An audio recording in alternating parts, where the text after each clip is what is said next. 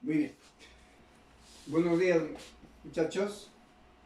Vamos a continuar con el dictado de nuestras clases, las clases virtuales. Hoy vamos a trabajar. La semana pasada hemos estado trabajando el imperio de la cultura Tiahuanaco. Como sabemos, ya ha sido un pueblo que se adaptó a los climas altamente fríos en el altiplano andino.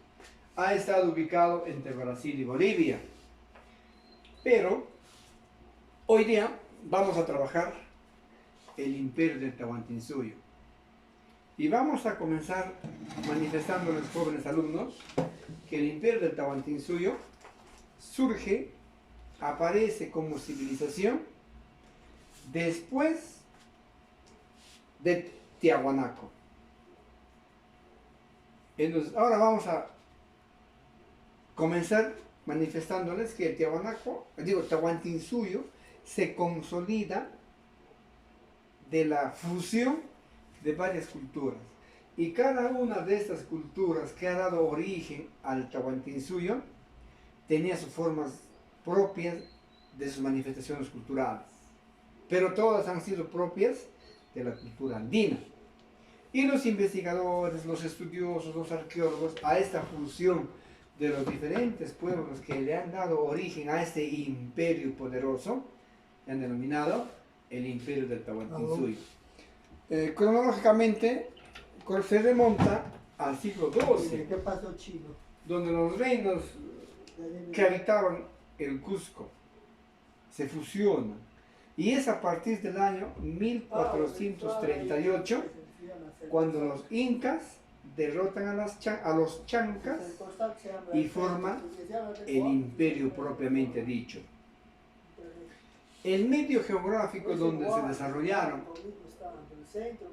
este pueblo es en la parte central y occidental de América del Sur. Yo estoy seguro, si les pregunto a ustedes, ya por los trabajos que hemos hecho en geografía, ¿dónde se ubica el Perú? Me van a decir si consideramos a nivel del mundo o a nivel del continente. Y a nivel del continente americano, el imperio del Tahuantinsuyo y el Perú se han desarrollado y se ubican en la parte central y occidental de América del Sur. La capital del Tahuantinsuyo fue la ciudad del Cusco. Era tan vasto que abarcó los actuales territorios de los países de Colombia, Ecuador, Perú, Chile y Argentina. Era vasto. Ahora bien, si tenemos que hablar del origen histórico, cómo se formó el imperio del Tahuantinsuyo, vamos a tener que manifestar a los jóvenes alumnos que el Cusco estuvo habitado por varias etnias, por varios pueblos, por varias culturas. Pero los estudiosos nos dicen que han sido los ayarmacas, los pobladores de Tiahuanaco, los que formaron los primeros reinos, después del imperio.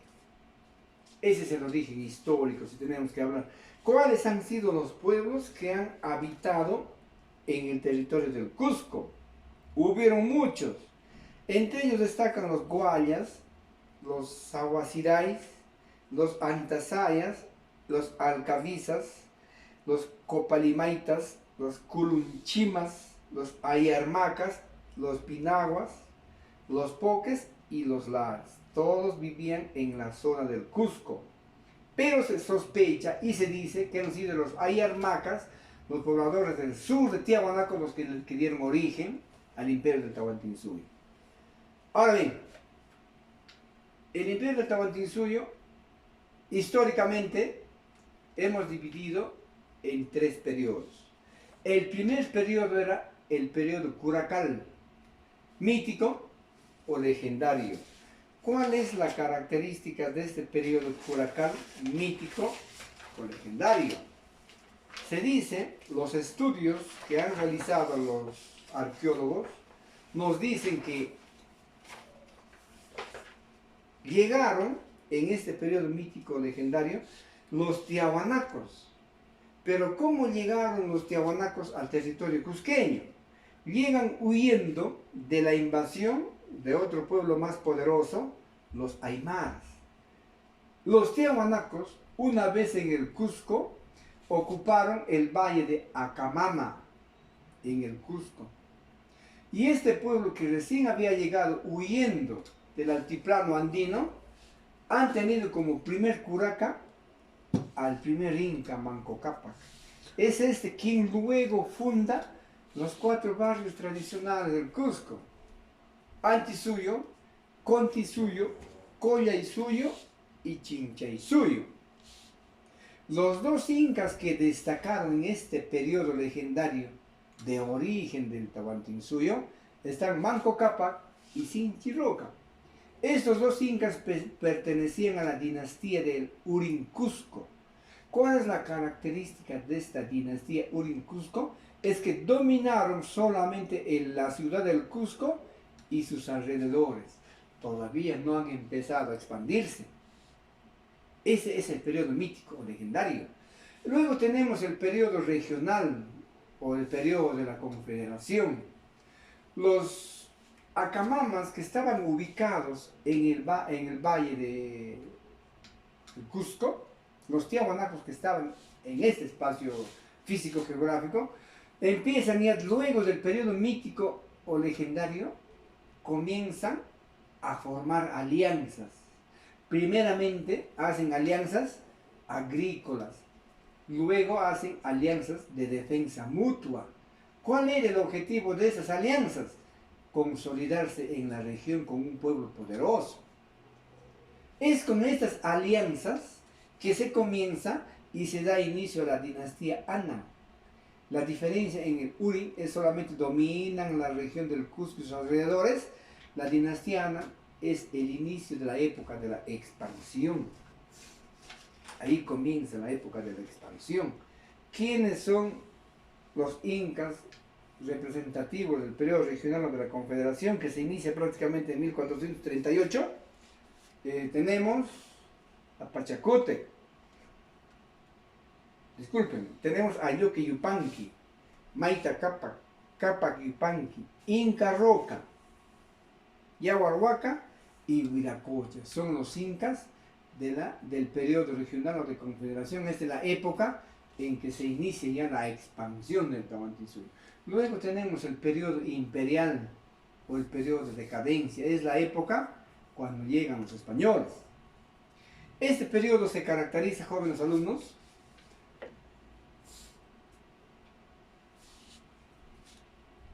por el periodo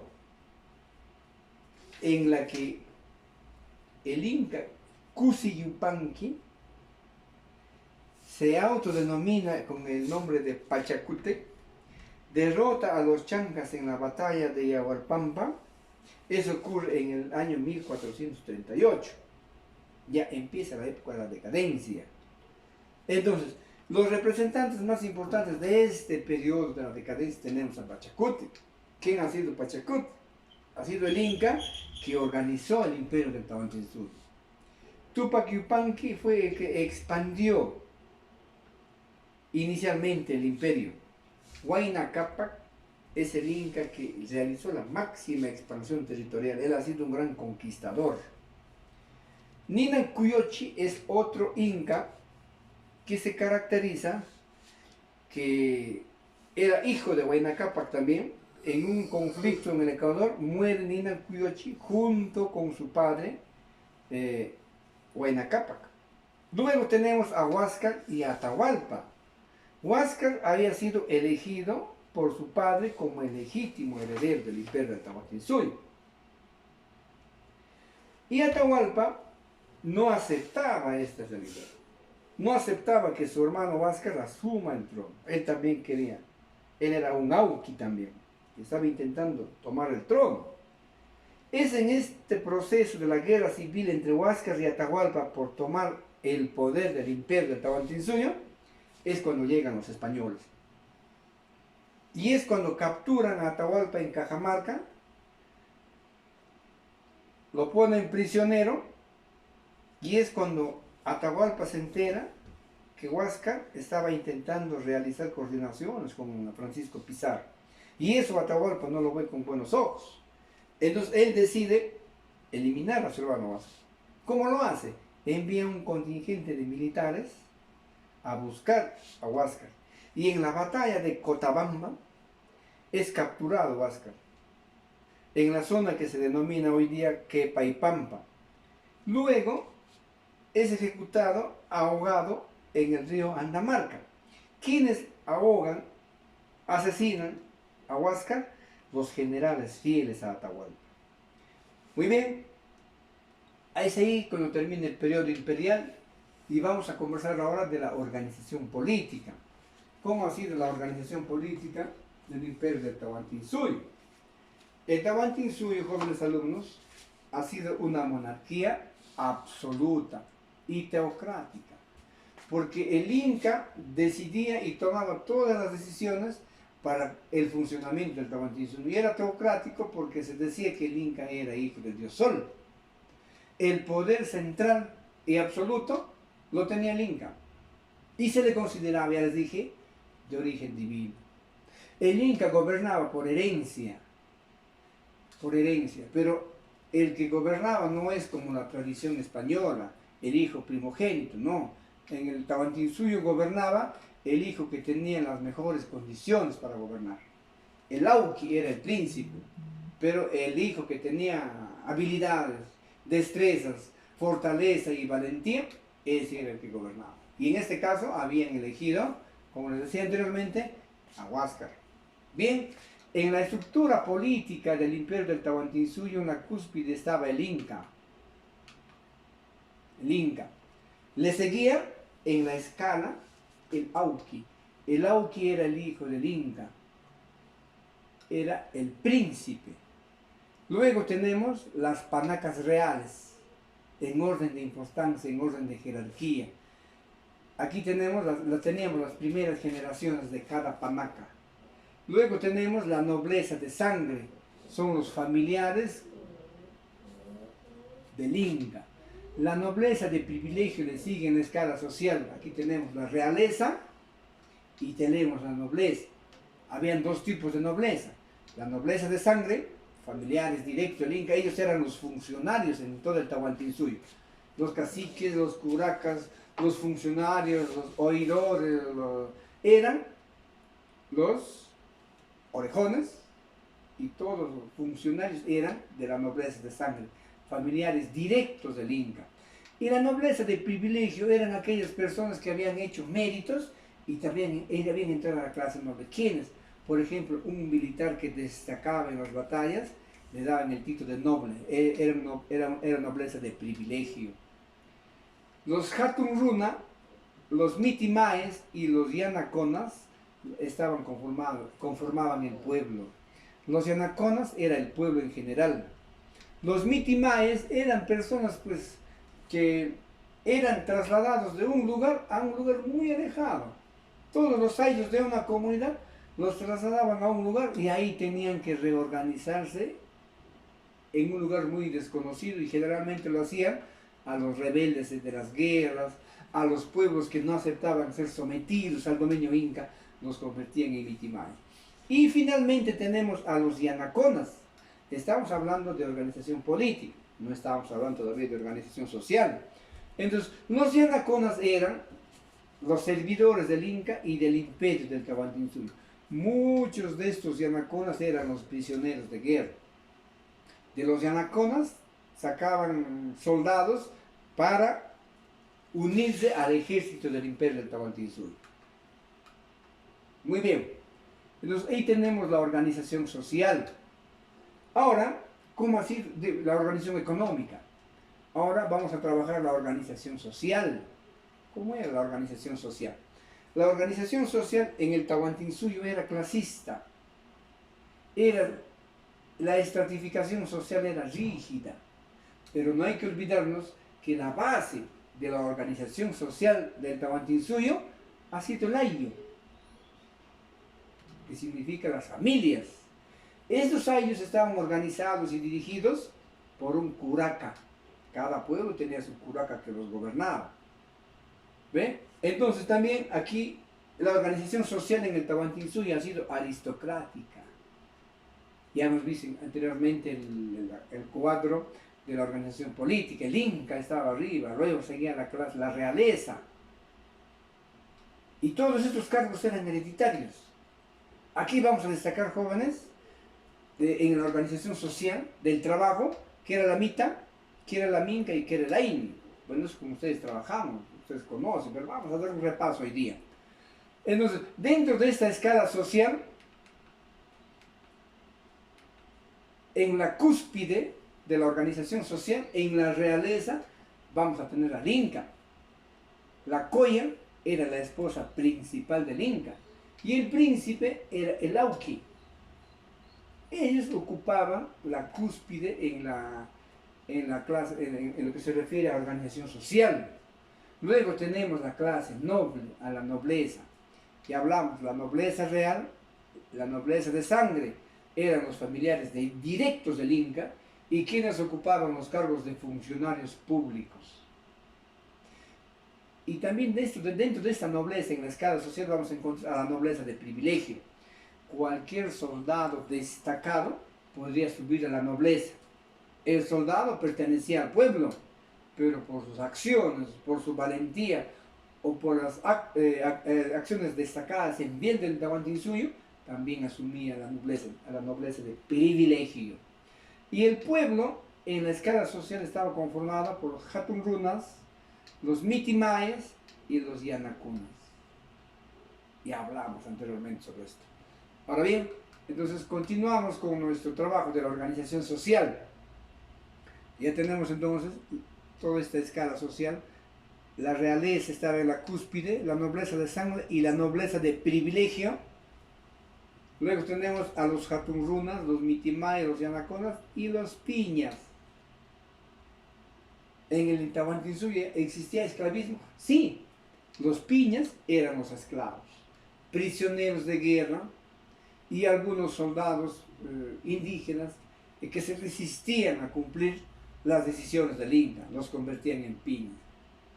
Bien, ahora cuando hablamos de la organización económica, vamos a hablar y vamos a decir que la base de la economía en el Tahuantinsuyo era la agricultura y la ganadería. Estaban basados en dos principios, la reciprocidad y la redistribución. Eso vamos a ver ahora, lo vamos a aclarar mejor. La reciprocidad era pues el principio del apoyo mutuo entre los comuneros, en ese caso entre los ayllus. Y la Mita, la Minca y el Aini cumplían la función de reciprocidad y redistribución. Ahora, ¿cómo era la distribución de las tierras? Habían tres tipos de tierras en el Tahuantinsuyo. No hay que olvidarnos que la base de su economía era la agricultura y la ganadería. La ganadería de auquénidos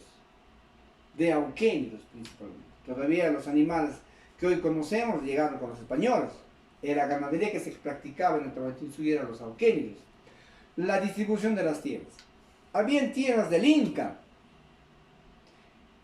Los productos de esas tierras del Inca eran destinados a las colcas y estos eran luego utilizados en épocas de sequía, en épocas de escasez y también servía para alimentar al ejército del Tahuantinsuyo. Las tierras del sol estaban orientadas al culto, estaban orientadas a alimentar el poderoso ejército que tenía el Tahuantinsuyo. Y luego tenemos las tierras del pueblo. Entonces, las tierras del Inca estaban destinadas al consumo del Inca y su familia, para la clase noble. Las tierras del sol, repetimos una vez más, servían para el culto religioso y para la alimentación de la clase sacerdotal. Y las tierras del pueblo, o también denominadas las tierras de los ayllus, eran tierras que trabajaban los Hatunrunas. Y estas eran destinados al depósito. Los depósitos de los productos guardados del Inca, de las tierras del Inca, se llamaban colcas. Y los depósitos de las tierras del pueblo se llamaban piruas. Hay que guardarlo bien esto. Ahora, en lo que se refiere a las formas de trabajo, existían estas: el Aini, la Minca la mita y la chunca. Estas formas de trabajo eran los que sustentaban los principios de reciprocidad y la redistribución. ¿Qué era el aini? El aini era el trabajo que realizaban los indígenas en bien de su familia, en bien de su ayllu. Nada más. Era el trabajo en bien de su familia, de su ayllu. En cambio, la minca era un poquito más grande. Era el trabajo que se realizaba en bien de la comunidad. O también era el trabajo solidario en beneficio de las personas que tenían discapacidad. Eso lo realizaban como el trabajo de la minca. Y la mita era el trabajo para el Estado inca, para el imperio, para la clase real, y lo realizaban por turnos. Tenían que trabajar todos durante 3 meses, a lo cual estaban obligados todas las personas, todos los indígenas, entre 18 y 50 años. Bien. Ahora bien, vamos a hablar entonces ahora, disculpen.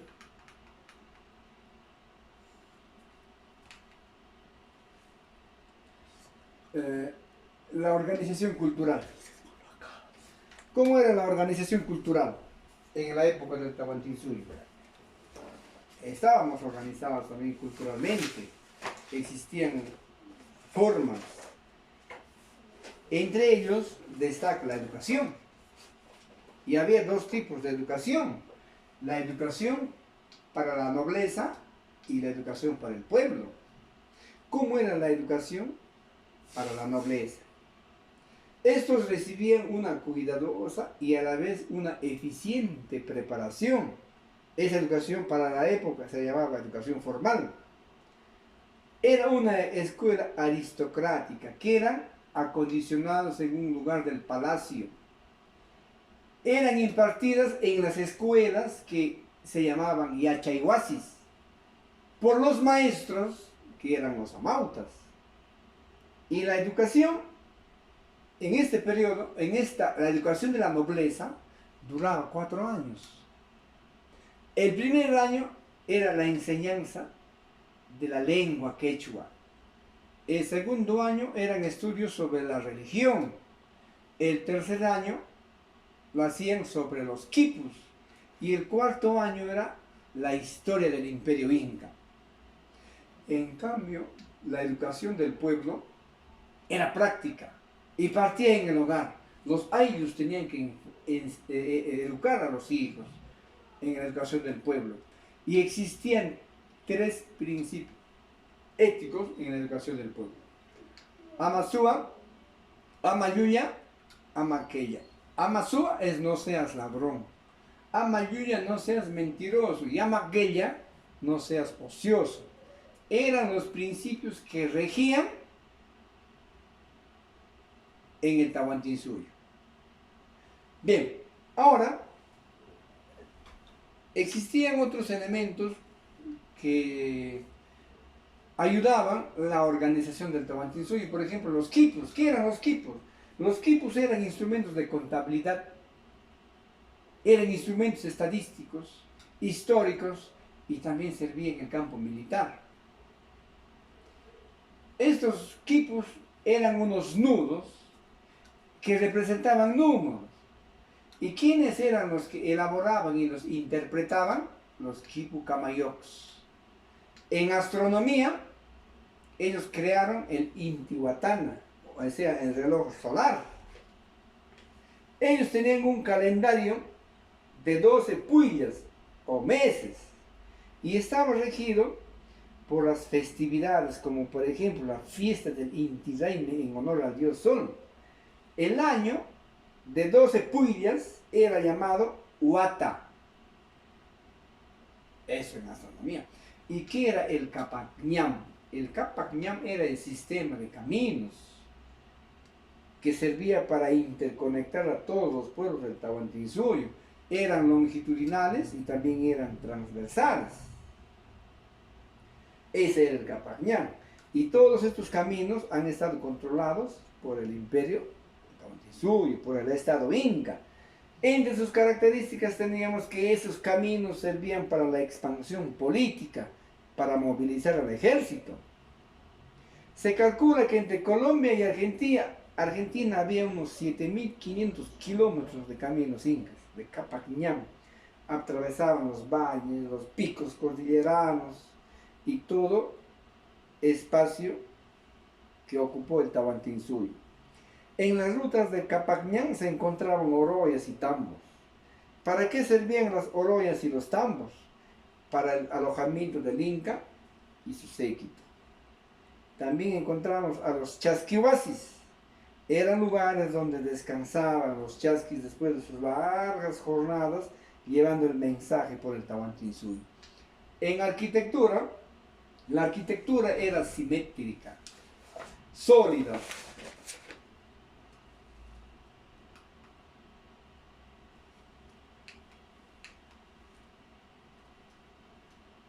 Construyeron obras monumentales de diferentes tipos.